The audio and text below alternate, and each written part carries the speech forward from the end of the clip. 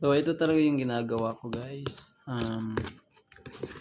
Palaman and then I put egg.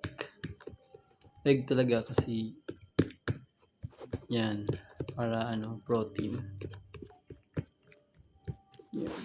So, medyo pa, kailangan medyo basa-basa. Yan kasi ang dami niyang egg guys. Isang buong egg talaga yung ginamit ko.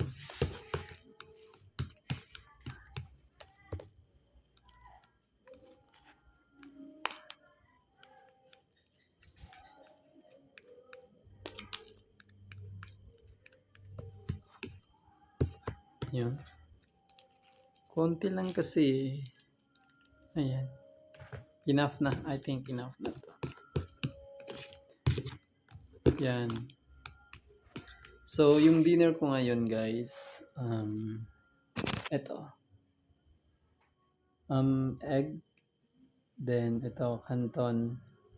Ngayon lang ako magkakanton ulit guys kasi nag-stop na ako. Ayoko masyado magkanton.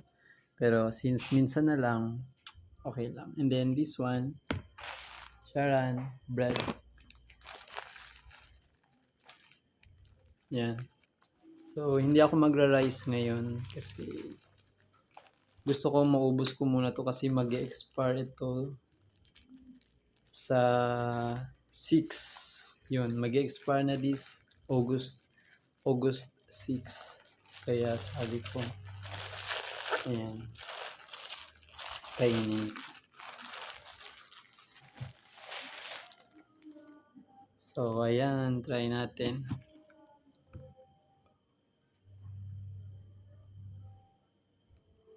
Parang hindi masyado nahalo guys.